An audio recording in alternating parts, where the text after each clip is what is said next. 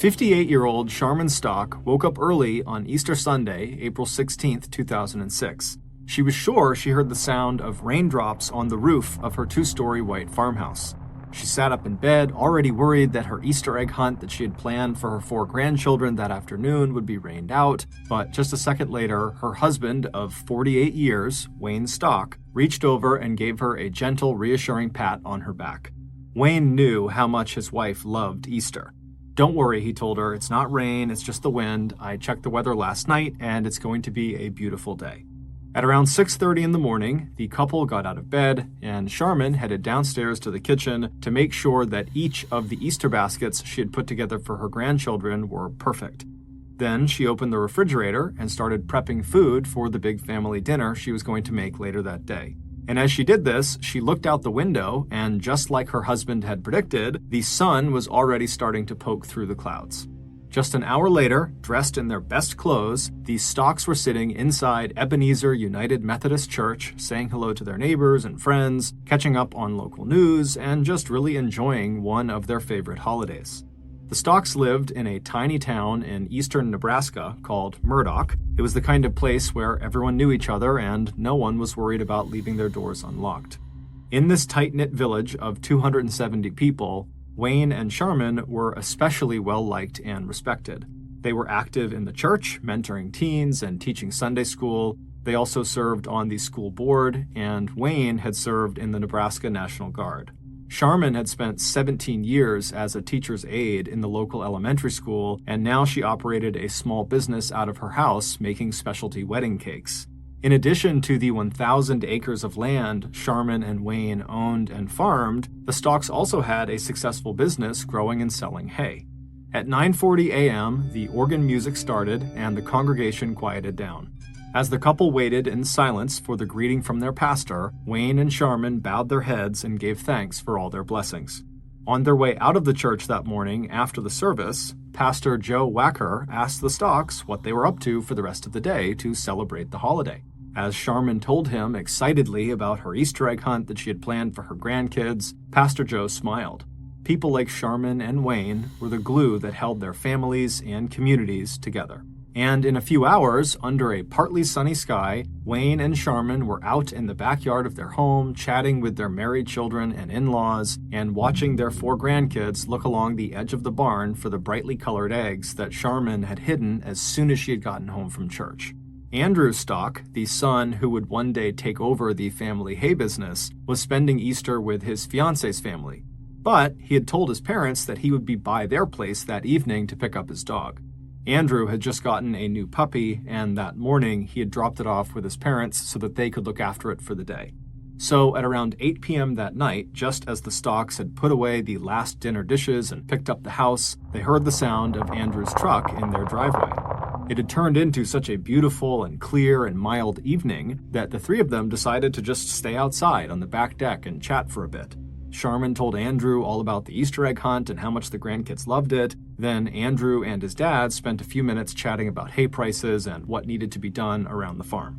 Andrew told his father that he'd be back over the next morning to work in their hay office, and then Andrew picked up his tired puppy that had fallen asleep in the kitchen. He got back into his truck, he waved to his parents, and then he headed back down their driveway to the main road.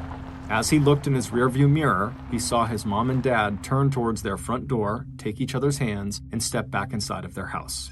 The next morning, Andrew got up early, he grabbed a cup of coffee, and he headed outside to his truck.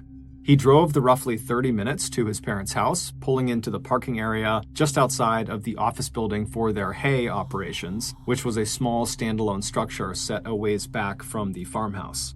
His mom and dad were both early risers, and his dad liked to get started on his chores right after breakfast. So as Andrew walked toward the hay office, he thought it was odd when he glanced over in the direction of the farmhouse and saw his father's truck still parked outside where he had left it the night before. So before going into the office to start his day, Andrew decided to go check the garage that was near the hay office and see if maybe his dad had just decided that morning to drive his wife's car instead of his own truck.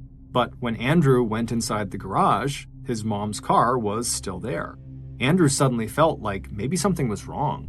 The quickest way to get in touch with his parents from where he was just to call them on the office phone rather than walk or drive all the way across the property to the farmhouse. So quickly, Andrew left the garage and went into the Hay office building and picked up the phone to dial their number.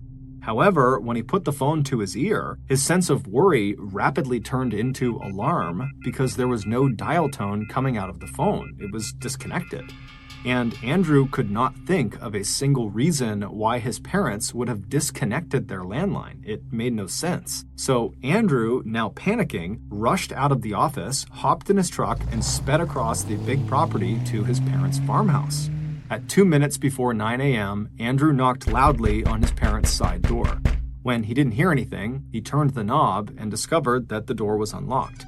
He stepped inside and immediately called out to his parents, but the house was quiet. And the kitchen, where he could always find his mom and a fresh pot of coffee, was empty. Andrew began to pray out loud that his parents would be okay as he walked from the kitchen toward the stairs that would lead to the second floor. As he walked up the stairs, he did what he'd done since he was a child. Without thinking, he dragged his right hand along the wall. And as he did, he felt something a little bit rough under his fingertips. When he turned to see what it was, he saw dark red smears and little red spots all over the wallpaper. And when he got to the top of the stairs and could see into the second floor hallway and master bedroom just beyond, Andrew saw something that would haunt him for the rest of his life. Andrew turned around and ran back down the stairs out to his pickup truck, where he frantically grabbed his cell phone and dialed 911. 12 minutes later, the ambulance arrived. The medics pushed past Andrew and they went into his parents' house and headed up the stairs. When they reached the top, where Andrew had been standing 15 minutes earlier, they found Andrew's father, Wayne, lying in a pool of congealed blood. Just beyond Wayne, through the open master bedroom door, the medics could see another body. It was Wayne's wife and Andrew's mother, Charmin. She was lying on her back on the floor next to the bed. Her legs were outstretched towards the door, and a telephone receiver was still in her hand, like she had been trying to place a call when she died. Although the medics sprang into action looking for any signs of life on either of them, they knew their attempts were futile. It was immediately clear to them, as it had been to Andrew, that Wayne and Charmin were both dead. By the time police arrived, just 8 minutes after the ambulance had pulled up to the house, Andrew was on the phone with his brother and sister, telling them that something horrible had happened to their parents, and they needed to get out to the farmhouse as fast as they could. His sister Tammy remembered thinking at the time that whatever had happened, her brother must be exaggerating. The sleepy little town of Murdoch, where they lived, had to be one of the safest places in the world, and Tammy knew her parents were in good health. She had just spent the day before, Easter Sunday, laughing and talking with them, so they had to be just fine.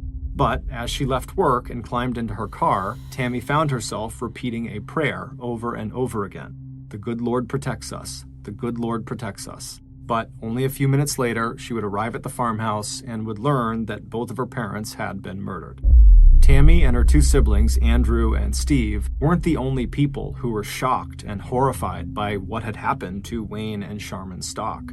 Local police had never seen anything like the grisly crime scene they discovered inside the farmhouse, and as word spread throughout Murdoch, the Stocks' neighbors and friends also reacted with total disbelief. The investigation into the murders was immediately assigned to the local sheriff's office, but the sheriff knew he did not have the manpower or the experience to deal with this kind of a crime. So before he even left the crime scene that day, he called the state police and the nearest Nebraska Crime Scene Investigation Unit and asked them for help. Both organizations agreed and promised to have some of their people in Murdoch within the hour. The commander of the Crime Scene Investigation Unit was a man named David Caffode, a criminal profiler and legendary crime scene investigator who had a reputation for finding forensic evidence that everyone else had overlooked. While investigators from the sheriff's office started to conduct interviews with friends and family of Wayne and Charmin, David walked into the Stocks farmhouse for the first time. After examining the crime scene and looking at the few pieces of evidence police had collected, which included a few firearm shell casings, a red and silver marijuana pipe, and a small LED flashlight, David Caffode quickly reached two conclusions. The first was that the attack must have been personal, that the attackers knew the Stocks. He based this largely on the fact that violent crime was so rare in Murdoch. Also, the farmhouse did not appear to have been ransacked, which made it highly unlikely that it was a robbery gone wrong. The second conclusion David came to was that there likely had been two killers. He based this on a host of factors, including the positioning of the bodies and the blood spatter on the walls. On his way off the property, David told the state and local police that he believed this was a revenge killing carried out by two young men. He told the investigators that they should be looking for men who had a grudge against Wayne or Sharman or both, or who were at or near the Stock property in the last 24 hours. Since Andrew Stock had been the last person to see his parents alive, police quickly brought him in for questioning. But after only a few hours, they could tell he was not involved.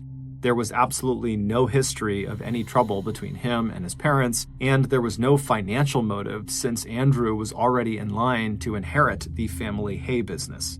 But police could not say the same thing for another member of the Stock family, Andrew's cousin, 28-year-old Matt Livers, who was the son of Wayne Stock's brother. Several relatives had told investigators that Matt had a history of conflict with Wayne and Sharman, who were his uncle and aunt, including a disagreement over who would inherit a house that belonged to Wayne and Sharman. So at about 11 p.m. on April 17th, 14 hours after the gruesome discovery at the Stocks farmhouse, a state police investigator and a sheriff county investigator brought Matt into the local police station for questioning. Although Matt admitted to arguing with his aunt and uncle, he denied any involvement in their murders. 4 hours later, when the police had not been able to find anything that connected Matt to the crime, he was allowed to return to the house he shared with his girlfriend in nearby Lincoln, Nebraska. In the meantime, other investigators had gotten a description of a light tan sedan car that a paper carrier had seen early on the morning of the 17th, parked near a fence between the Stocks property and an adjacent cemetery. The paper carrier also told police that this same car had passed him going very fast in the general vicinity of the Stocks home the night before. State and local investigators soon found a car that matched that description. It was a 1998 Ford Contour that belonged to a man named William Sampson, whose 21-year-old brother, Nicholas Sampson, happened to be the cousin of Matt Livers. On April 20th, 3 days after the killings, the Crime Scene Investigation Unit conducted a thorough examination of the Ford Contour. Although they did not find any physical or forensic evidence that linked the car to the Stock murders, they did discover that the car had recently been thoroughly cleaned and wiped down.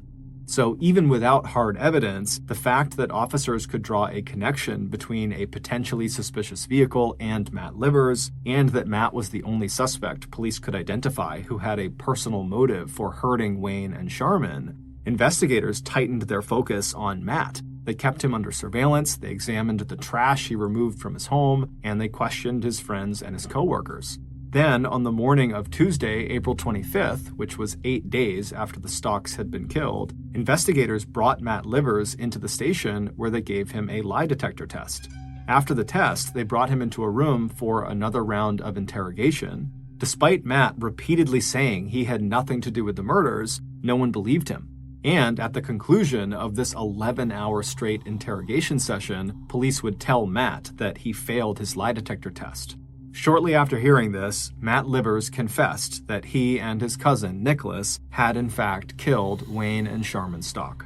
The Stock children were devastated all over again. Not only had they lost their parents, but now members of their own family had admitted to committing the murders. They did not want to believe it, and aside from Matt's confession, there still was no hard evidence actually linking Matt or Nicholas to the killings, and so some of the Stock family actually held out hope that maybe there had been a mistake. But that would change on May 8th, 3 weeks after Wayne and Sharman were found. Known for his thoroughness, the legendary crime scene investigator David Caffode ordered a second examination of the inside of the Ford Contour. And this time, he conducted the search himself. After going over the car interior 1 inch at a time, David discovered a single speck of blood underneath the dashboard. DNA testing showed that the blood belonged to Wayne Stock. This was the official nail in the coffin for Matt and his cousin Nicholas. They were both promptly charged with murder and sent to jail to await trial. While the residents of Murdoch breathed a sigh of relief knowing the killers were now behind bars, the police announced publicly that the bloody crime that had sent fear and shockwaves through the town and that had made headlines in the national press had been solved and the case was closed. Or rather, it would have been closed if it hadn't been for a single question raised by a young investigator named Christine Gabig, who worked in the sheriff's crime lab that had analyzed the evidence collected at the scene of the Stock murders. 2 days after the discovery of the marijuana pipe and LED flashlight that police had found outside of the Stock's house on April 17th, just hours after Andrew had discovered his parents' bodies, police, who were doing a final sweep of the crime scene, found a man's gold ring on the floor out of sight in the Stock's kitchen. The ring did not belong to either Wayne or Sharman, but the team investigating the murders did not think the ring could be connected to their case. They decided it was more likely that the ring had just been dropped in the kitchen sometime in the past by any number of visitors or family members, and no one had found it until now. But to Christine, the ring was a loose end that needed to be tied up. She knew Sharman ran her cake business out of her kitchen, and after asking around, it turned out Sharman had a reputation for being a perfectionist who kept her kitchen immaculately clean at all times. And so Christine's thinking to herself, how is it possible that Sharman is in this kitchen all the time, constantly cleaning it up and constantly making sure it's perfect? How does she not find this ring when we found it within a couple of hours of being in our house? It just didn't make any sense. Christine decided she would try to track down the owner of the ring to see how it wound up in the Stock household. When she looked at the ring, she saw there was a jeweler's mark on it, as well as an inscription that said, "Love always, Corey and Ryan." The inscription was distinctive because it was on the outside of the ring rather than the inside of the gold band. It took a while, but finally, in mid-May of that year, Christine was able to trace the jeweler's mark to A&A Jewelers in Buffalo, New York. Christine picked up the phone and she called the number for the store, and it would turn out, had she waited even a few hours longer to make that call, she likely never would have figured out who this ring belonged to. Because the day Christine called that jewelry store was literally the day they were going out of business. Mary Martino, who was an employee at this jewelry store, was about to disconnect the phone line when the phone rang. She picked it up, and without even waiting for an answer, she told the caller, who was Christine, that they were shutting down the store for good and, best of luck to you, and she was about to hang up. But Christine butted in and said, "Please, I'm a police officer and I need your help finding the owner of a ring that you sold. It's involved in a homicide case." Mary was very surprised to hear this, and also pretty excited. The idea of assisting in a murder case was kind of thrilling. So Mary spent the next 3 days and 2 nights in the jewelry store's warehouse tracking down the order for that gold band. 4 days later, Mary called Christine back and told her that the ring had been shipped to a Walmart in Beaver Dam, Wisconsin. 70 phone calls to Wisconsin later, and Christine had found the ring's owner, a man named Ryan who lived 2 full states away from Murdoch, Nebraska. The ring had been a gift from his ex-girlfriend, Corey.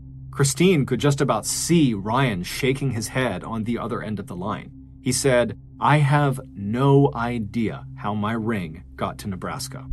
It turned out that Ryan's ring had been inside the glove compartment of his red Dodge Ram pickup truck, and that truck had been stolen in Wisconsin on April 15th, 500 miles away from Murdoch, Nebraska, and 2 days before the murders of Wayne and Sharman Stock.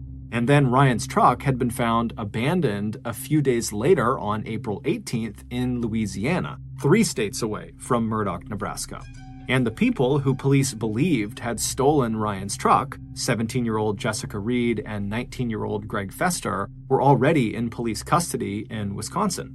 On June 6th, roughly 2 weeks after Christine made this discovery about the ring, the same 2 investigators who had gotten Matt Livers to confess to the murders of Wayne and Sharman Stock arrived in Dodge County, Wisconsin, and conducted separate interviews with Jessica and her boyfriend Greg, who'd been accused of not only stealing Ryan's pickup truck, but also going on a 4-day crime spree over that Easter weekend that took them from Wisconsin to Louisiana.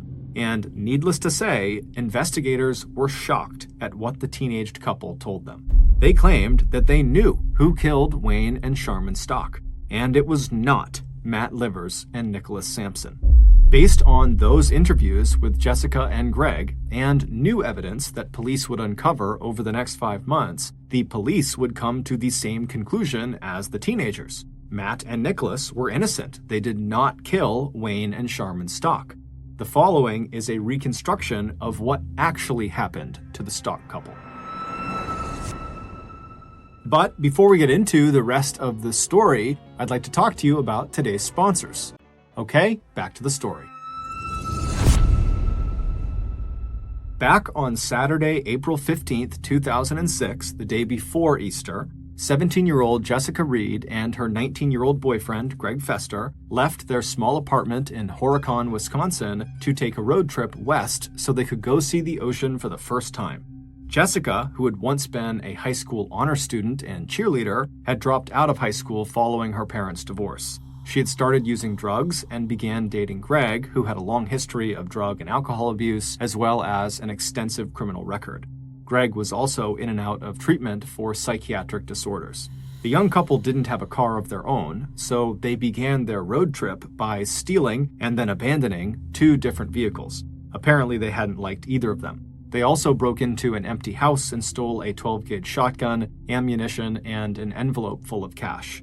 They eventually reached a farm where they saw Ryan's red Dodge pickup truck, and the couple thought that vehicle was perfect for them. So Greg hot-wired the truck, and he and Jessica hopped in and started to drive west. As they drove, they got high on marijuana, cocaine, and dextromethorphan, which is a stimulant found in cough medication. Eventually, Greg turned the truck and headed southwest to the bordering state of Iowa. It was around this point that the couple stopped talking about wanting to go to the ocean to go see it for the first time. Now they were just solely focused on trying to rob as many people as they possibly could because they wanted money, and it seemed like they kind of enjoyed it. So on their way through Iowa, they robbed 2 more houses, vandalizing the first and stealing another shotgun, ammunition, and $300 from the second house. Then, on April 16th, Easter Day, the couple crossed from Iowa into Nebraska. As the day wore on, the towns they passed through were located very far apart, separated by miles and miles of cornfields or empty tracts of flat land. At this point, they started arguing about what houses they should rob next. Jessica thought they should just take the next thing that comes along because of how far apart everything was, but Greg, who was starting to feel jumpy and irritable as he came down from his massive cough medication high, rejected all of Jessica's suggestions. Feeling annoyed, Jessica just started to ignore him. Jessica had already searched the glove compartment of this truck for money when they first got in, and she hadn't found any. But now that she was bored and kind of angry with Greg, she just reached down and opened the glove compartment again to see if, maybe she had missed something. Feeling around in the back of this glove compartment, Jessica found a man's gold ring with an inscription on the outside of the band that read, "Love always, Corey and Ryan." Jessica, whose shoulder-length blonde hair, childlike face, and small frame made her look more like she was 14 rather than 17, slipped the ring onto her thumb. It was way too big, but she liked it and decided to wear it anyway. As she and Greg drove west across Nebraska and day turned into night, Jessica told Greg he really needed to stop being so picky about what house they were going to rob. There just weren't that many choices. And so finally, in the early morning hours of April 17th, as they drove down another long rural road, Greg suddenly put on the brakes. He could see a white 2-story farmhouse with several outbuildings scattered around it, set back from the road. All the lights were out, and from his perspective, he couldn't see any vehicles parked anywhere nearby, and so to him, that meant no one was home. He turned to Jessica and told her this was it. This was the house they were going to rob. He switched off the headlights of the truck, and then he turned down the Stock's driveway and began moving towards their farmhouse. As they got closer, he told Jessica to grab one of the shotguns just in case there were dogs on the property, and he grabbed the other, making sure both of them were loaded. Then, after he parked the truck in front of the farmhouse, he stuffed a few more shells into the pocket of his jacket and told Jessica to get out of the truck. Crouching down and trying to make as little noise as he could, Greg walked toward the side of the house looking for a way to get inside. And he didn't have to look for very long, because within a couple of minutes, Greg found an unlocked window leading into the laundry room on the first floor. He lifted the screen and crawled through the opening into the house. Then he opened the back door and let Jessica inside. They didn't stay long on the first floor of the house before heading upstairs, but they did stay long enough that while passing through the kitchen, Ryan's gold ring on Jessica's thumb slipped off and rolled out of sight somewhere on the floor. Jessica either didn't notice or didn't try to look for it. The pair quietly made their way up the stairs, but before reaching the top, they stopped. Very clearly, they could hear the sound of someone upstairs snoring. This house was not empty. Without discussing what they were going to do, Greg, who was in the lead, simply just kept on walking up the stairs, and Jessica followed. The couple moved down the second-floor hallway to the master bedroom at the end of the hall where Wayne and Sharman were fast asleep. What happened next, only Greg and Jessica can understand. Greg pushed open the master bedroom door and made no attempt at concealment. Instead, he reached out and flipped the switch on the wall, flooding the bedroom with light. The sound of the door opening and the sudden brightness caused Wayne to wake up, completely alert, his adrenaline flowing even though he had not consciously processed the threat that he and his wife were now facing. Wayne, who was this very stocky and strong-looking guy, began violently trying to rip his covers off so he could get up and confront these people that were in the room with him. And so as Wayne is doing this, Jessica screams at Greg, "Do something!" As Wayne stood up on the bedroom floor, Greg raised his 12-gauge shotgun and he fired a shot into Wayne's kneecap. Even though Wayne's knee was destroyed with bits of bone and flesh poking out of this huge hole where the shot had passed through, Wayne dove toward Greg, shouting as he tried to grab the gun out of Greg's hands. The struggle took them out of the bedroom and into the hallway where Jessica had retreated to, and as the two men wrestled on the ground, Greg yelled at Jessica, "Shoot him!" Jessica didn't hesitate. As Wayne looked up at her, she aimed the shotgun right at his face, and then she fired a single shot into his right eye. A second later, Greg was back up on his feet. He reached down, picked up his shotgun, and he aimed it at Wayne's head, and he fired another shot. This time, literally blowing off the back of Wayne's skull and sending blood spatter all over the stairway wall and creating a silhouette outline of where Jessica, now covered in blood, was standing with her gun in her hands. As soon as Wayne had stopped moving, Greg and Jessica turned their attention back to the master bedroom. They calmly walked back inside and saw Sharman standing next to the bed, crying and screaming hysterically as she desperately tried to call 911 for help. Greg walked across the room until he was standing directly in front of Sharman, who by now was so scared she was just standing there whimpering with the phone in her hand. Greg raised his shotgun until it was level with Sharman's face. Then Greg fired another shot. Despite the shotgun blast blowing off most of Sharman's face, she did not die right away. As Jessica and Greg turned to leave the master bedroom and head back downstairs, Sharman let out a single piercing scream of pure agony that echoed through the house. Covered in blood, with that scream still ringing in their ears, Jessica and Greg stumbled back outside, dropping ammo and shell casings, along with an LED flashlight onto the driveway as they headed for the truck. When they pulled open the doors to the vehicle and clambered inside, their red and silver marijuana pipe rolled off the seat onto the driveway. Greg gunned the engine, and the Dodge Ram pickup truck went speeding away from the Stocks farmhouse. After hearing Jessica's stunning confession that she and her boyfriend, not Matt Livers and Nicholas Sampson, had committed those heinous murders, law enforcement officers in Wisconsin soon discovered more evidence in Jessica's home that linked the teenage lovers to the Stock murders. One piece of evidence was Jessica's journal.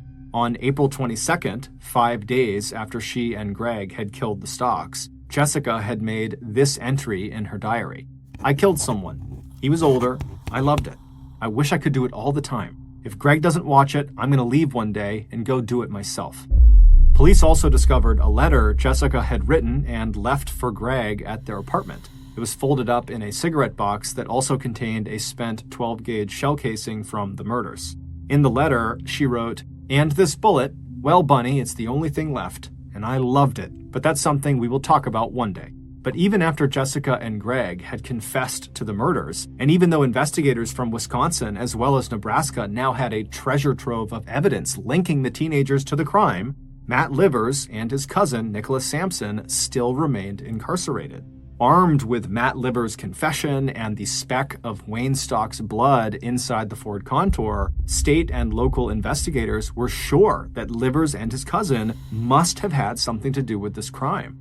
It wasn't until the FBI and lawyers for Matt and Nick stepped in that investigators in Nebraska finally stopped insisting that Matt and Nicholas were also involved in the murders. Lawyers for Matt Livers produced evidence that his confession to killing his aunt and uncle had been coerced, and that he had recanted that confession the day after he made it. It would turn out Matt Livers had an IQ of 63, which meant he was developmentally disabled. And videotapes of his interrogation showed police feeding him the information they wanted him to tell them, until finally, after 11 hours of badgering and threats of facing the death penalty unless he cooperated with police, Matt agreed that he had committed the murders. And when he was pressed by police to name his accomplice, he chose his cousin because Nick had access to a car that matched the description of the light tan vehicle that police said they spotted near the Stocks farmhouse on the morning before the murders were discovered. And even though Matt had been told by police that he failed his lie detector test,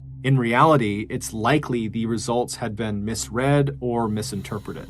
During the first week of October 2006, Nicholas Sampson, who had been incarcerated for the last 5 months, was released and the state dropped all charges against him. 2 months after that, in December, Matt Livers, who had been locked up for the last 7 months, was also released and had his charges dropped as well. In January of 2007, Jessica Reed and Greg Fester both pleaded guilty to 2 counts each of second-degree murder. Before her prison sentence was announced, in a written statement submitted to the judge in her case, Jessica Reed pleaded for mercy, saying that the sound of Sharman Stock's final piercing scream after her face had been shot off still woke Jessica up at night. The judge was not moved. On March 19, 2007, Jessica Reed and Greg Fester were both sentenced to life in prison. But before it was all over, there would be one more twist. In late 2007, the FBI got a tip that the legendary crime scene investigator David Kafode most likely planted that single speck of Wayne Stock's blood that had been found during the second search of the Ford Contour.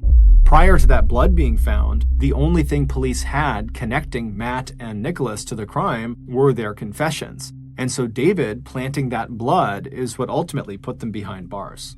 On June 2nd, 2010, 3 years after Jessica and Greg went to prison and 4 years after the state of Nebraska finally dropped all charges against Matt Livers and Nicholas Sampson, David Kafode was sentenced to 20 months to 4 years in prison for falsifying evidence in the Stock murder investigation. And in October 2013, faced with civil lawsuits filed by Matt Livers and Nicholas Sampson, the state of Nebraska awarded a $2.5 million settlement to be split between the two men in compensation for their treatment at the hands of Cass County law enforcement officers during the investigation of the Stock murders. As for Andrew Stock, who discovered his parents' bodies on the morning after Easter 2006, justice may have been served, but his family will never recover from their loss. On August 9, 1989, 23-year-old Duncan McPherson pulled his little red car into a parking lot inside of a lush green valley in Vienna, Austria. After parking his car, Duncan reached across his middle console and he grabbed an apple out of a bag, and then he took a bite and just admired the unbelievable landscape all around him. He was near the Austrian Alps, and so there were literally just mountains jutting up everywhere. Duncan, who was originally from Canada, had been this highly touted, unbelievable first-round draft pick by the New York Islanders back in 1984. The Islanders are a professional ice hockey team in the United States. But despite Duncan's incredible promise and athleticism, he just couldn't ever get it together, and so he never actually made the New York Islanders' big league roster. And so, in 1989, Duncan started to realize that maybe his hockey career was coming to an end. But instead of just hanging up his skates in frustration, Duncan decided he would pursue a different type of career that kept him still within the hockey world. He would become a coach. And so, in 1989, Duncan had agreed to coach this small-time professional hockey team in Scotland. And for Duncan, his thought was, I'll go there, I'll learn how to be a good coach, and then down the road, I'll maybe have the opportunity to coach much more prominent and prestigious teams. But before moving to Scotland and beginning this new career, Duncan decided what he really needed right now was just to take a break. Because for basically his whole life, Duncan had been playing hockey around the clock practically 7 days a week. You don't get to become a first-round draft pick unless hockey is your life. And so Duncan thought, you know what, before I begin this huge life transition, I'm gonna just kick back and relax and go on a huge European vacation. And one of the first stops of this vacation was going to be the Austrian Alps right in front of him. However, he wasn't just going to look at these incredible mountains, he was going to snowboard down them. Or more specifically, he was going to learn how to snowboard on these incredible mountains. And so Duncan finished eating his apple and then chucked the core into the bag. And then he hopped out of his car, shut the door, locked it, and then began walking across the parking lot towards the white gondola station. A gondola is like a ski lift, but much bigger. It's kind of like a small bus with lots of windows, and it's connected to a cable, and that cable, which is elevated off the ground, pulls you up and down mountains. Now, typically, people ride gondolas just for the incredible view of the mountain from up high. But some gondolas are actually in place to take people to specific locations in the mountain. And typically these locations are areas that are not accessible otherwise. You need a gondola to get there. And in Duncan's case, the gondola that he was about to hitch a ride on was of the latter variety. It carried passengers from the station near this parking lot high up into the Austrian Alps, up to about 10,000 feet of elevation, where there was another gondola station called the Eisgrot Mountain Station. And right next to the Eisgrot Mountain Gondola Station was a very unique ski resort called the Stubai Glacier. And overwhelmingly, this ski resort was the reason why people were taking this gondola.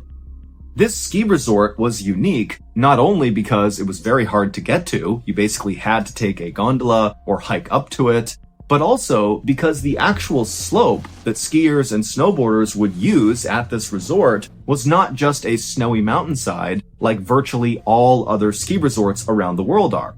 No, instead, the Stubai Glacier Ski Resort was a glacier, and so people were literally skiing and snowboarding on a glacier, hence the name. And a glacier, in simple terms, is just a huge swath of thick, permanently frozen ice. And so, in the warmer months, when other ski resorts around the world were not able to continue operations because there was no snow, or it was too warm to make snow, the Stubai Glacier Ski Resort did not have that problem. Because, in those warmer months, they could just drive their huge snowcat tractors with their big rakes behind them all over the slope, the glacier, and their rakes would basically chop up the top layer of the ice, turning it into powder for people to ski on, which allowed them to basically stay open every day of the year. And so Duncan, back down in the parking lot, he walked over to the gondola station, he bought his gondola ticket, and then he hitched a ride on the first gondola that swung through the station. And after a slow but beautiful ride up into the mountains, where all that lush greenery down below in the valley was replaced by jagged snow and ice up in the Alps, Duncan finally saw the Stubai Glacier Ski Resort and the glacier itself right behind it that stretched up to the top of the mountain. A few minutes later, the gondola Duncan was on arrived at the Eisgrot Mountain Gondola Station, and Duncan, along with the others inside of the gondola, hopped off, and then Duncan immediately walked over to the resort and headed into the equipment rental store. And after getting his snowboard and his boots and all the other equipment he would need, he headed right back outside to wait for his instructor to arrive. Duncan had previously purchased a lesson with an instructor at the resort. It was set for 11 a.m. And so Duncan, he's out there at the foot of this glacier, and right at 11, an instructor walks over and introduces himself, and Duncan and the instructor immediately start getting into the basics of snowboarding, how to put your boots into your bindings, how to use the edges of your board. And then for a little while, the instructor and Duncan didn't go up the glacier. Instead, they just kind of worked on some basics on the flat ground right there. And then after the instructor felt like Duncan was ready to go, they both walked over to the tow rope, which is a way to get to the top of the slope. There's a cable that kind of rotates from the top to the bottom of the mountain, and there are all these bars attached to the cable, and skiers and snowboarders grab the bar while standing on their snowboard or their skis, and they literally get pulled up the mountain. And so Duncan and the instructor grabbed onto the tow rope, they made their way to the top of the glacier, and from there they pushed over to the start of the run. And once they were there, the instructor strapped into his snowboard, and then Duncan strapped into his, and then they were off, very slowly making their way, kind of like a falling leaf pattern. Duncan was not just going straight down the mountain, he's a beginner, and so it's very slow, very controlled, and as they went down, the instructor's giving Duncan tips, how to stay more on his edge, how to slow down, how to speed up. And very quickly, the instructor saw that Duncan was so good at balancing, his legs were so strong, likely because he was a professional hockey player. And so the instructor was telling Duncan the whole time they're going down how unbelievably good he was doing for his first lesson. And so finally, after about an hour of very slowly making their way all the way down this glacier, they reached the bottom where they had first been doing some flat ground stuff. And when they got there, it had started to rain. And it was raining bad enough that lots of people on the mountain were abandoning the mountain and running inside of the resort to get out from under the rain. And so the instructor, he looked at his watch and he realized they were almost at 1 p.m., which was the end of their lesson. And he said to Duncan, I don't think we have time to go back up. Plus it's raining. Duncan said he didn't care about the rain, but he also understood that, it wasn't ideal conditions. And so they decided that even though there was a few minutes left, they would just cancel the lesson right there, and they would actually just go inside and grab lunch together. And so they made their way out of the rain into the resort, and when they went inside the resort, the instructor noticed that Duncan's sweater, which was underneath his yellow rain jacket, was totally soaked. And so he offered to Duncan, hey, do you want to take your sweater off and I'll hang it up inside my office? And, by the end of the day, it should be dry. And Duncan thought, great, that's fine. So he took off his wet sweater, he gave it to the instructor, and while the instructor was going to his office, Duncan went into the gift shop and he just bought a new sweater for the day. And after that, Duncan had his new sweater on with his rain jacket over it, and then he met the instructor in the cafeteria, where they both sat down and had a nice meal. They got to know each other a little bit better. After they were done eating, both of them looked out the window and saw the rain had subsided, but in its place was lots of fog that was rolling in, and so very few people were going back onto the mountain. But the instructor told Duncan that, hey, you did so good today that you should really go back out there on your own this afternoon and practice. Do some runs, go nice and slow, same as I was teaching you, and then tomorrow, when we have our follow-up lesson, we can maybe, get into some more advanced things. Duncan thought that was a great idea. He said he would definitely go out there and practice on his own. And then the two men cleaned up, and the instructor made his way to meet his next client, and Duncan headed right outside, grabbed his snowboard, and began walking towards the tow rope.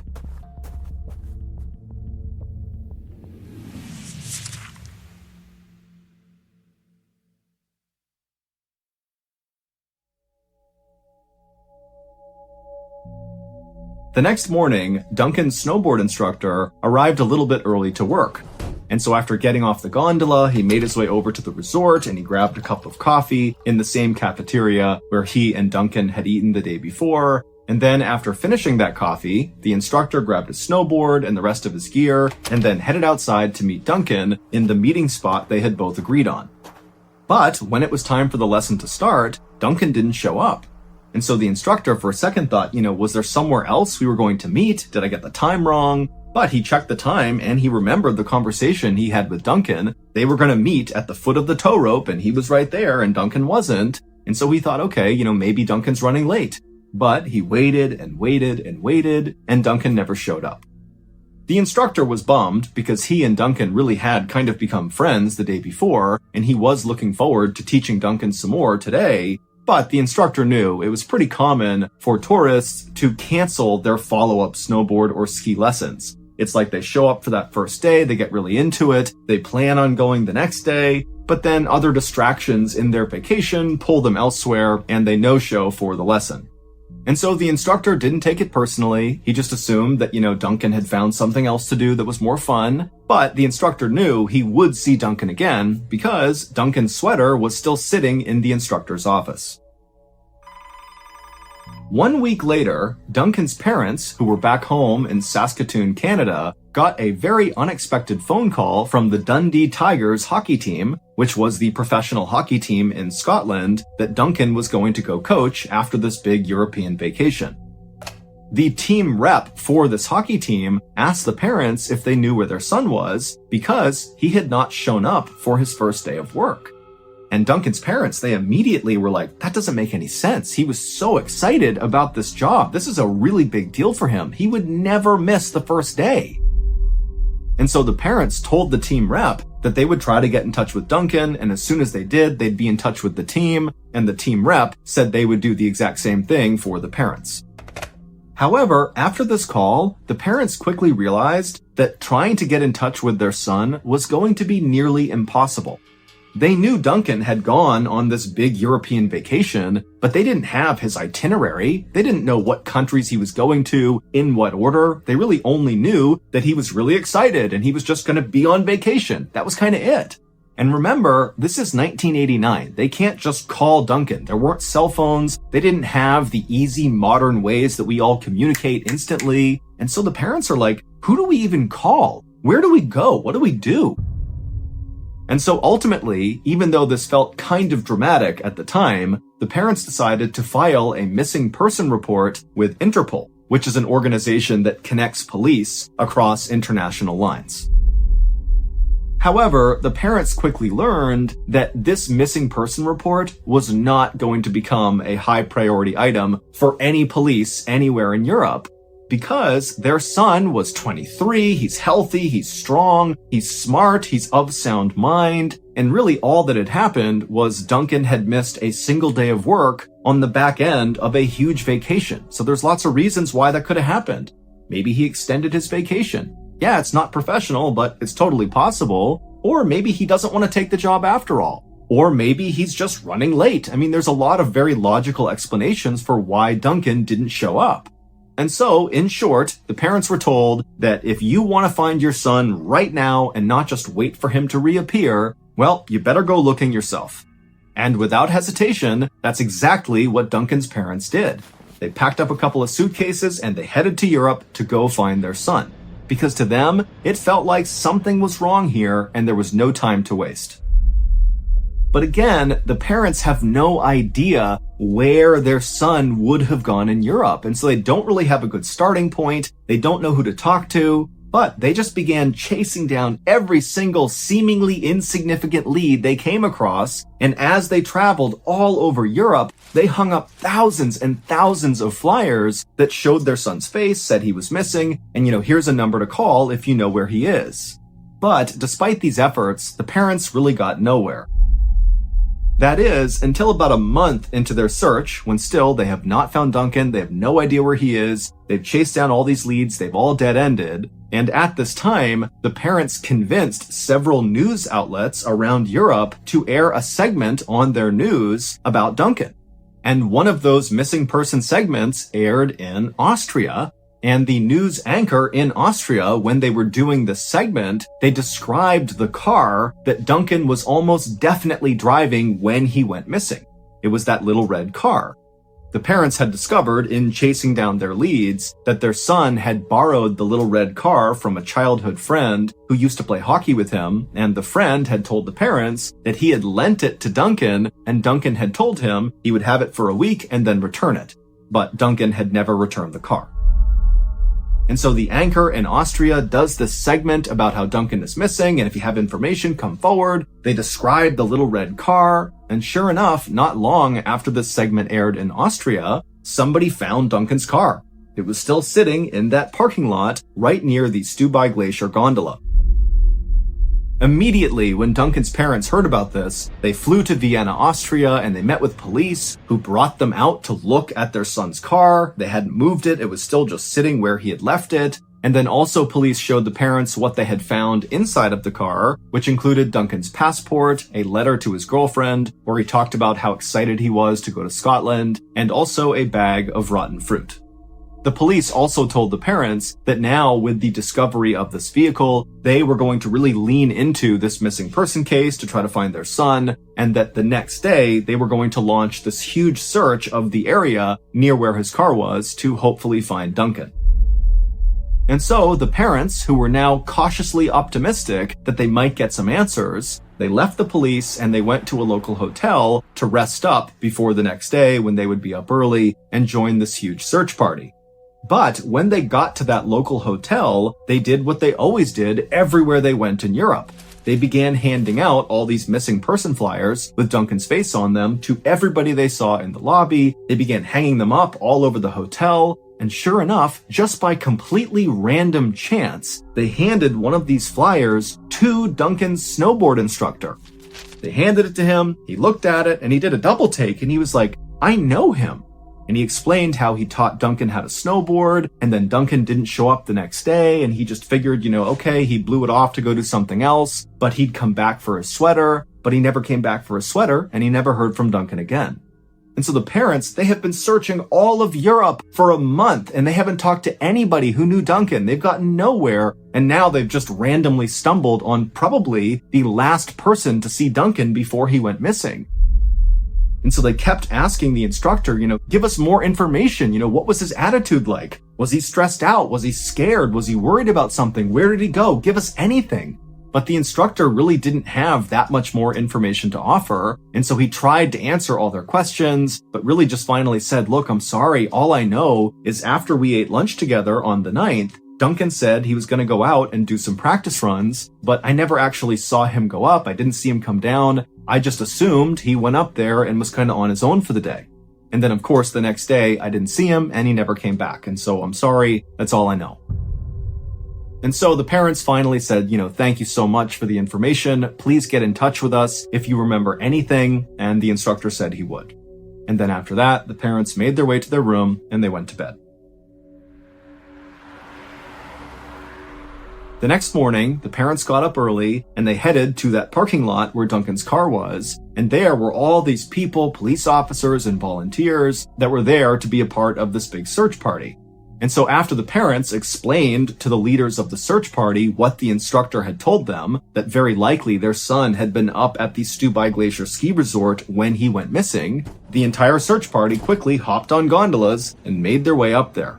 And all day, this search party combed this glacier up and down. They walked all around to the backside of this mountain. They rappelled down cliffs and they hiked all over this entire segment of the mountain, but nobody found anything that gave away where Duncan had gone.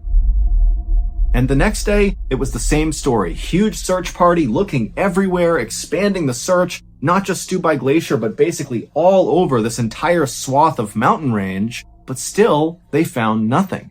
And so, at the end of the second day, the authorities went up to Duncan's parents and they told them that, unfortunately, we can't continue this search. We're calling it off. But Duncan's parents, they didn't call off the search. They continued searching for another 14 years. And over that time frame, they went back to Stubai Glacier over and over and over again. They searched it up and down. They knew all the staff members. They knew all the nooks and crannies of the entire place. But they never found any sign of their son.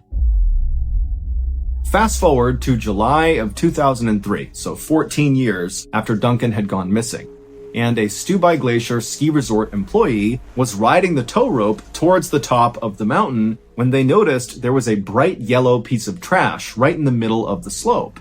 And so the employee rode the tow rope just a little bit higher, and then he let go and skied down to this yellow thing. He reached down and he began pulling on this piece of yellow, and suddenly he stopped. And absolutely horrified, he realized this was not trash. While no one knows for sure what happened to Duncan, here is the leading theory that Duncan's family and authorities, for the most part, agree on.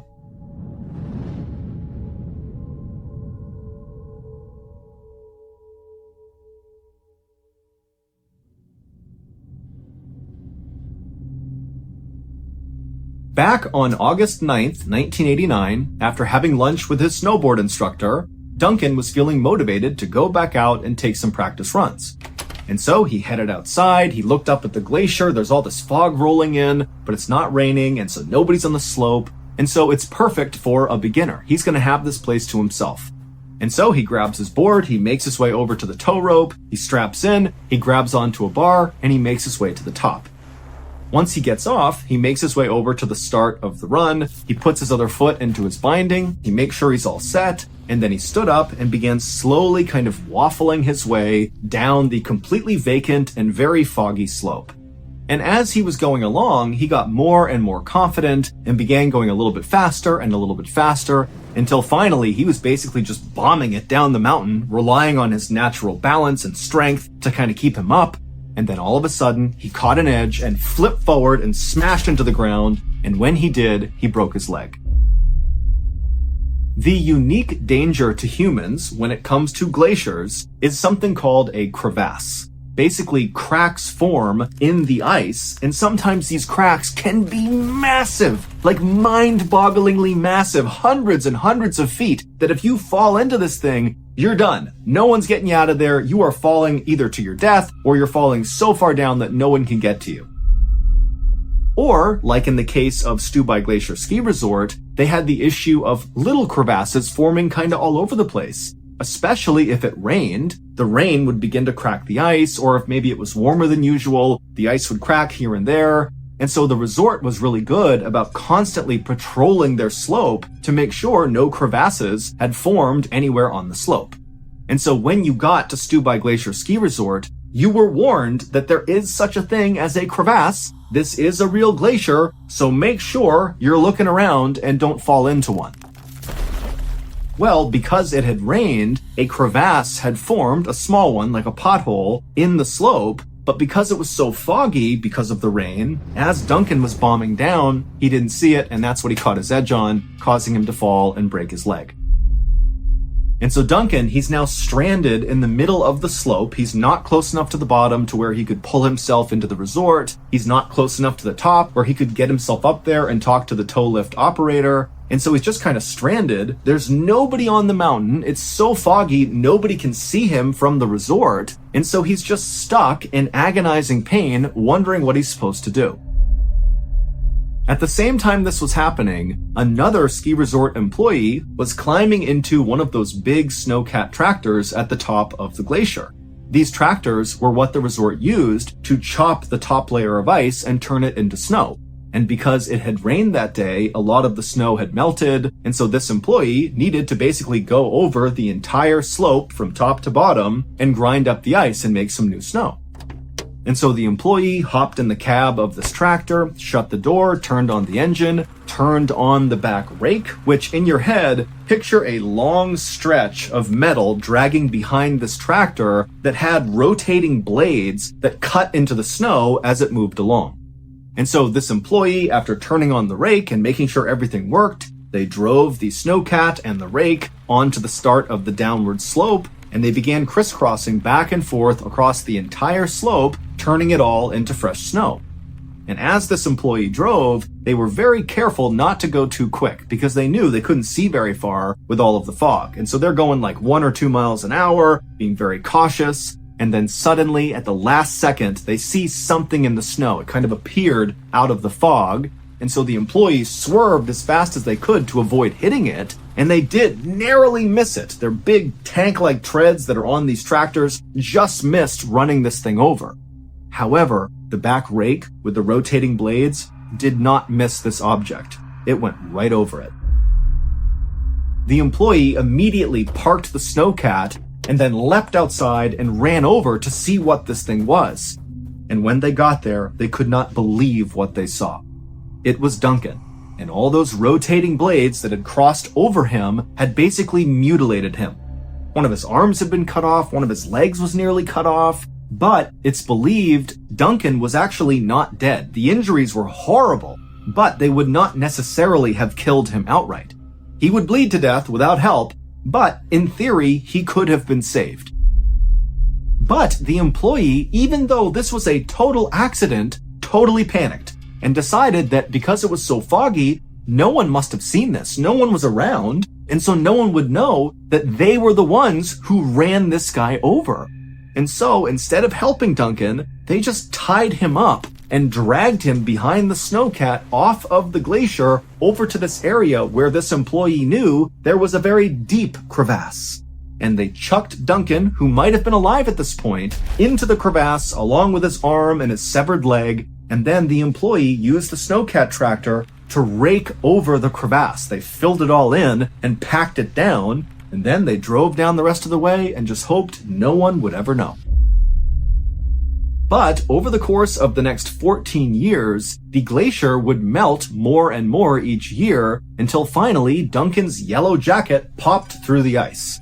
And that's what the resort employees saw as they were going up the tow lift and thought it was trash. It was actually Duncan's jacket. They skied over, they tried to pull it out of the snow, only to then see, literally in the ice, Duncan McPherson looking right back up at them. And Duncan still looked like he was 23 years old because he had been frozen this entire time. According to the Stubai Glacier Ski Resort, Duncan must have just fallen into this crevasse and died. That's what they say happened, and some authorities say that is what happened. But when they pulled Duncan out of the ice and they found his body had been chopped apart and his snowboard had even been chopped apart, that told a very different story. As for the snowcat driver who drove over Duncan, they were never actually officially identified or charged with any crime because there was a statute of limitations that had run out by 2003. And so no one has ever been held accountable for Duncan's death.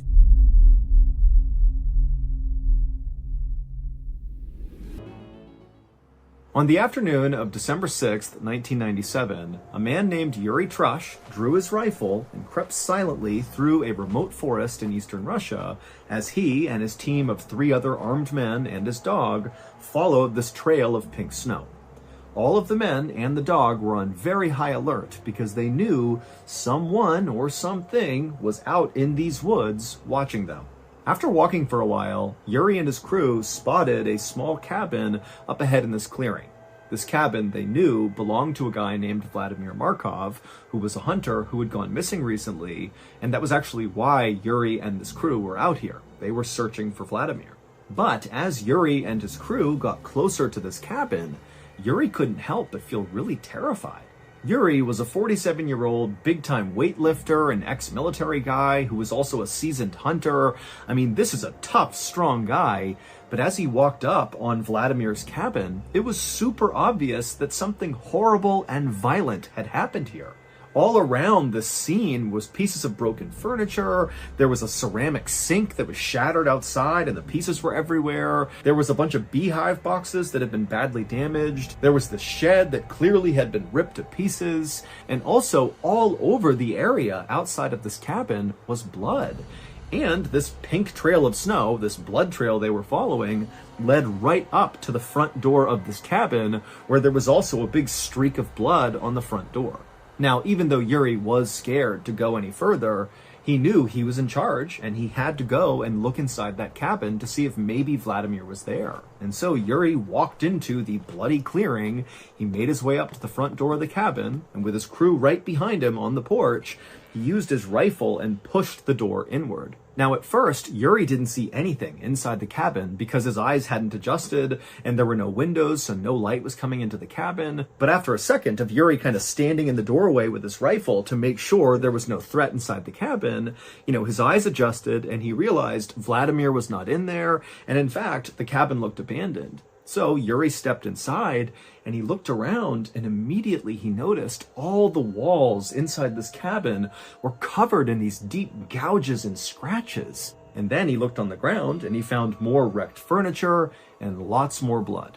But in a weird way, this actually gave Yuri some hope that maybe Vladimir was alive. He might be badly hurt, but if he's not here, he must be somewhere. And so Yuri turned around and he walked out of the cabin, and right as he stepped onto the snow with his men and his dog right behind him, 3 things happened practically all at once. The first thing was Yuri's dog began whining uncontrollably and running in circles. And number 2, there were all these crows in the trees nearby that just all at once suddenly flew into the sky and disappeared.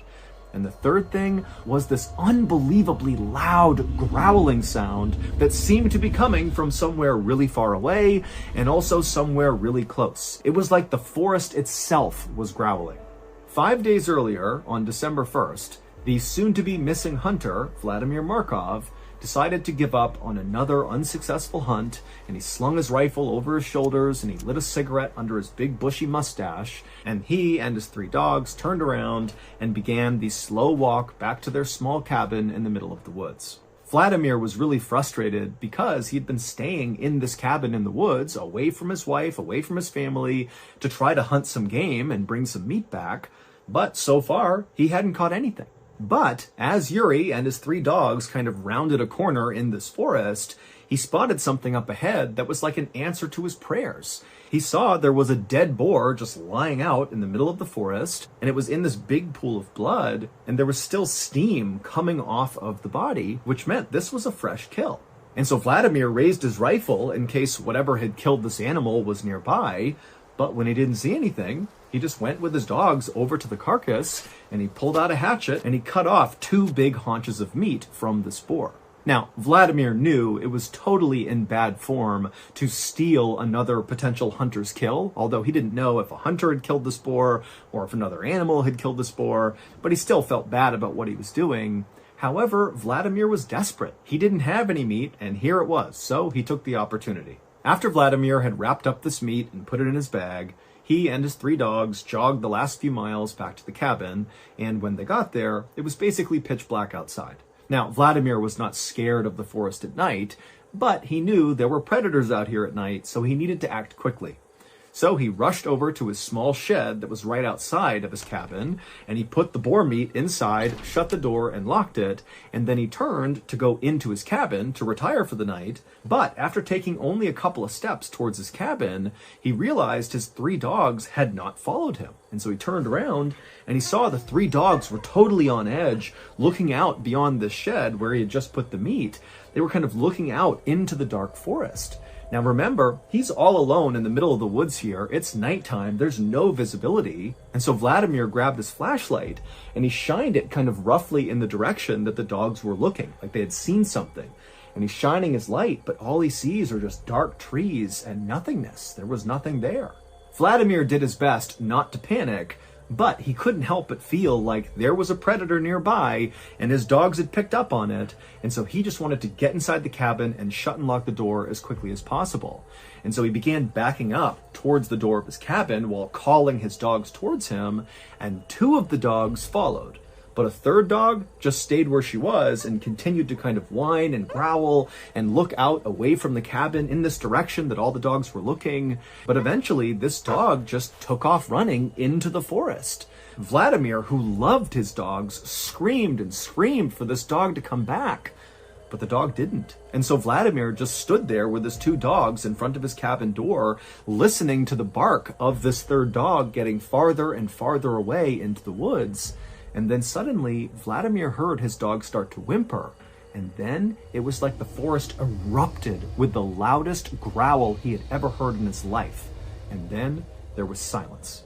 Vladimir was horrified and just instinctively grabbed the 2 other dogs and stumbled into his cabin and shut and locked the door behind him. Now, Vladimir adored his 3 dogs. Those were his closest friends in the world, and all he wanted to do was run out there and save that 3rd dog.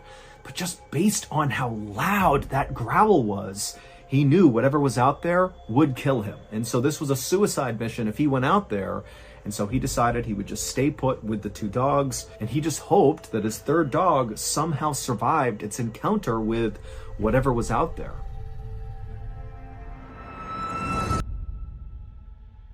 After sitting in his cabin for only a couple of minutes, kind of consoling his 2 other dogs, Vladimir heard more activity outside of his cabin. He heard what sounded like wood splintering and breaking. Now, there were no windows in Vladimir's cabin. However, he had drilled a couple of holes, very small holes, in each of the walls of the cabin so he could look out and use them as hunting blinds. And so Vladimir ran to the hole that looked out the front of his cabin towards where his shed was and where this wood breaking sound was coming from. And when he looked out through this hole, remember, it's the middle of the night, there's no lights outside, so he couldn't really see anything. But even in the darkness, when he looked kind of roughly in the direction of the shed where the boar meat was, he could clearly see this huge, shadowy creature moving around really violently, like its body was jerking in different directions. And it was obvious to Vlad that whatever this creature was, it was ripping his shed to pieces, breaking all the wood apart, probably to get in and get the boar meat. And that's when it dawned on Vladimir that whatever this creature was, it very likely was the creature that killed the boar that he stole, and now this creature was back to reclaim its meat. And so as Vladimir realized that, he just hoped that whatever this creature was, once it had its boar meat back, that it would just leave and not come after him. However, after this creature had totally decimated the shed, and so by default had clearly reached the boar meat inside, the creature didn't leave. It just sat down and stared in the direction of Vladimir and the cabin.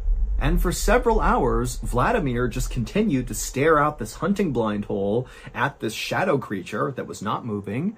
And after a while, Vladimir got tired. The creature wasn't moving. It's the middle of the night. He'd been really busy all day. And so at some point, Vladimir and his two dogs kind of dozed off. And when they woke up a couple hours later, when it was still dark outside, Vladimir looked out the hole again, and he saw the creature was actually now gone. For a second, Vladimir was relieved. He's thinking, great, this thing's gone, I'm safe now. But just to make sure, he wanted to go to the other holes he had drilled in the walls of his cabin to look out in all four directions and make sure this creature really was gone. So he stood up and he walked over to one side, he looked out that hole, and all he saw was dark forest, nothing there. He walked to the other side of the cabin to another one of these holes, he looked out it, and again, just dark forest, no creature. Then he goes to the back of his cabin and looks out that hole, and this time, again, he does see just dark forest, but then suddenly something slammed into the wall that he's looking through, and then just as suddenly as this huge collision has happened, as Vladimir is kind of still looking out the hole, this massive yellow eye suddenly lowers down and looks right back through the hole right at Vladimir. It was the shadowy creature that had broken into the shed, and it had never left. And this creature, after quickly looking at Vladimir through the hole, it backed up a little bit, exposing its entire face to Vladimir. And Vladimir, who's so scared he can't move, he's just looking out the hole the whole time, he sees this enormous face with all this fur that's covered in blood. It's got these enormous teeth and its mouth is open and it's staring right at him like it wants to jump on him and kill him. And then this creature winds up and swipes at the hole and literally rips a bunch of wood off the side of the cabin. And reflexively, Vladimir just grabs his rifle, raises it, and fires a shot through the hole at this creature. And the creature whimpers, turns around, and runs off. Vladimir would stay up the rest of the night, anxiously looking through each of the holes around his cabin, just anticipating this horrible thing to come right back and try to attack him again. But eventually the sun came up and the creature did not come back, and so Vladimir was thinking, okay, now I'm safe. I can go outside and kind of figure out what's happened here and figure out my next move. And so Vladimir grabbed his dogs, he went to his door, he opened it up, he stepped outside and looked around, he didn't see anything. As a precaution, he fired his rifle into the air to scare off any animals that could be nearby. And when clearly, the creature wasn't here, there's nothing here, he's all alone, he stepped down onto the snow and he noticed these huge prints in the snow, which had to be from this shadowy creature that had tried to attack him.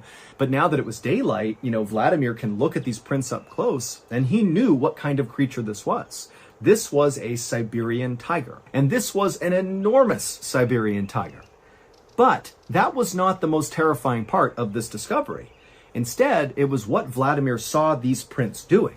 These prints circled around the cabin over and over and over again, which meant the night before, after Vladimir fell asleep, this tiger had come up and basically begun stalking him and his two dogs. It must have known they were in the cabin. And then at some point, maybe the tiger saw Vladimir's eye inside of that little hole he was looking through, and the tiger tried to pounce. But Vladimir's thinking to himself, something's wrong with this Siberian tiger. While Siberian tigers are certainly dangerous to people, they are not known for actively hunting people. That's not something they do. But based on these prints, and just generally based on what Vladimir saw the night before, it seemed very likely that this Siberian tiger was actively stalking Vladimir. But even though Vladimir was totally terrified by this point, the only thought really going through his mind at this point was going out and trying to find his missing third dog. He knew the chances of his dog still being alive were slim, but he had to go look. However, he knew he would need backup in case he ran into this Siberian tiger. So Vladimir put his 2 dogs on leashes, and then with them in hand, he began running towards his neighbor's house. It would take Vladimir and his dogs about 1 hour to run the 4 miles to his neighbor's cabin, and when he got there, he knocked, and his neighbor, whose name was Ivan, he opened the door, and Vladimir practically ran Ivan over, just trying to get inside of his cabin to safety. And then once Vladimir was inside and Ivan had shut the door and he's looking at Vladimir, and then Vladimir just kind of vomited out all the stuff that had happened over the past 12 to 24 hours. And at the end of telling Ivan the story, Vladimir asked him, "Would you please come with me to go find my dog?" And Ivan, he just stared at Vladimir and eventually just said, "No." And then, after a long, awkward silence, Ivan kind of backed up from Vladimir, like he didn't want to be near him. And then Ivan told Vladimir that Vladimir had been marked by the tiger, and now the only hope he had was getting as far as humanly possible away from this tiger, because that tiger is never going to stop, and it's going to eventually track you down and kill you. Vladimir felt totally let down, but he couldn't force Ivan to go with him, and so he said, "Okay, I understand." And then Vladimir left Ivan's cabin, he went back outside, and the instant he was back on the snow, one of his 2 dogs suddenly acted like they had heard something or seen something, and they took off running. Vladimir didn't have a chance to grab the dog's leash, and so he's watching as yet again one of his dogs is disappearing into the forest. Now, Vladimir did not chase after this second dog because he knew there was this Siberian tiger out there and he couldn't risk, running into it by himself. And so again, it totally pained him to watch his beloved dog vanish into danger, but he really couldn't do anything about it right then. And so instead, Vladimir spent the rest of this day going cabin to cabin all over this area, asking all his neighbors, please come with him to help him track down his dogs. But each of the people he spoke to just said no for the same reasons Ivan did. They said, "Vlad, you have been marked by the tiger. I'm not going out there with you." And so finally, as darkness began to fall, Vladimir and his 1 remaining dog just gave up trying to get help, and they turned around and began walking back towards their cabin. It was nearly pitch black by the time Vladimir and his dog arrived at the cabin, and when they got there, even though he could barely see anything, Vladimir knew something was terribly wrong. Vladimir's outdoor sink, which sat right outside of his cabin, was broken to pieces, like something had smashed it. And then also all of his beekeeping boxes had been broken apart, and there were obvious teeth marks all over it. Now, these 2 things had not happened when he had left that morning to try to go get help, which meant, very likely, the Siberian tiger had come back and done this damage, and very likely was still in the area. And so all Vladimir is thinking is, I have to get in my cabin as fast as possible and shut and lock that door. And so Vladimir grabbed his last dog, and very carefully he maneuvered his way through all the wreckage. He went up to his front door, and as he's about to open it up, he hears whimpering, and it sounds like one of his dogs who's gone missing, and the whimpering is coming from inside of his cabin. And so without any hesitation, Vladimir flung the door the rest of the way open, and he looked inside, and he couldn't see anything at first, but then he noticed there was this kind of pile of broken up furniture from the day before, and the whimpering appeared to be coming from underneath it. And so Vladimir rushed over and he began moving the furniture out of the way, and sure enough, underneath it, he finds one of his missing dogs who's been very badly hurt, but who is still alive and who is whimpering.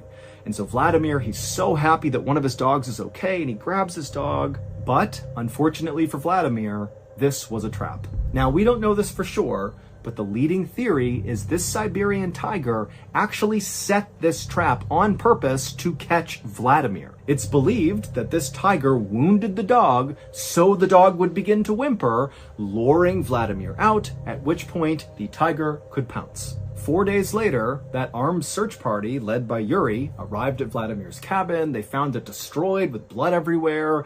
They went inside, there was nothing there. They came back outside, and that's when Yuri's dog began running in circles and the crows flew into the air and they heard that deafening roar like the whole forest was roaring. Well, that was the sound of the Siberian tiger. Luckily, though, Yuri was not just some rugged outdoorsman. He was actually a member of something called the Inspection Tiger Unit, which basically is like a SWAT team that responds to tiger attacks. And so when Yuri heard this unbelievable roar, he just started walking straight towards it. But with every step Yuri and his team took into the forest, the roars coming from this tiger faded farther and farther away from them. But at the same time, Yuri began to notice on the ground little scraps of clothing. And so Yuri and his team, instead of trying to follow this roar, they just began following these bits of clothing. And these scraps eventually led them to a big clearing in the forest. And in this clearing were these two big red circles in the snow. And so Yuri and his men carefully approached these circles. And when they realized what was in them, they just stood there in silence. In the center of the left circle was a heap of Vladimir's clothing, and then underneath them were just bits and pieces of Vladimir, like he was ripped apart into different pieces and kind of piled up in this circle. And in the other circle, the right circle, was Vladimir's head, and it had been completely skinned. And after seeing this, Yuri and many other people have come to the conclusion that this Siberian tiger attacked Vladimir just for revenge. That this tiger felt like, Vladimir was encroaching on its territory, it stole its boar kill, and then also Vladimir had shot the tiger, wounding it, which only incited the tiger more. And so finally the tiger laid a trap and caught Vladimir and ripped him to pieces and then displayed him for the search party to find. Yuri and his team would eventually find and kill this Siberian tiger. But by this point, the tiger had actually managed to kill at least one other hunter, and very much in the same way it killed Vladimir, by luring this hunter into a trap, and then pouncing and killing, and ripping the hunter to pieces, and then displaying them, basically warning other hunters not to come in here. And while the death of this tiger certainly made Yuri and other people living in this area feel more safe, at the same time, Yuri has been told by other locals that unfortunately now, because of his brush with this tiger, he has been marked by the tiger, just like Vladimir. And so, according to legend, at some point, unless Yuri goes far, far away, he's going to be tracked down and killed by a tiger.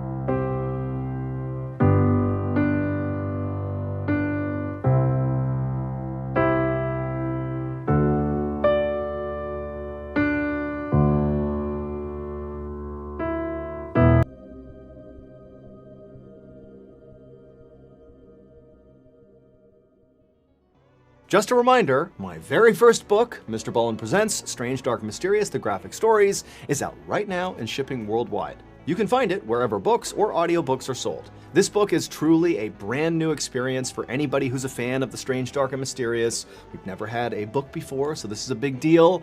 It's a collection of 9 stories. Some are new, some are old, but they're all awesome. The artwork is incredible. The storytelling is just superb. So if you have not purchased your copy yet, or you haven't bought it for one of your friends yet, come on, go to book.ballenstudios.com or go to wherever books are sold and get a copy today. Again, that is book.ballenstudios.com or go to wherever books or audiobooks are sold to get your copy of our first book.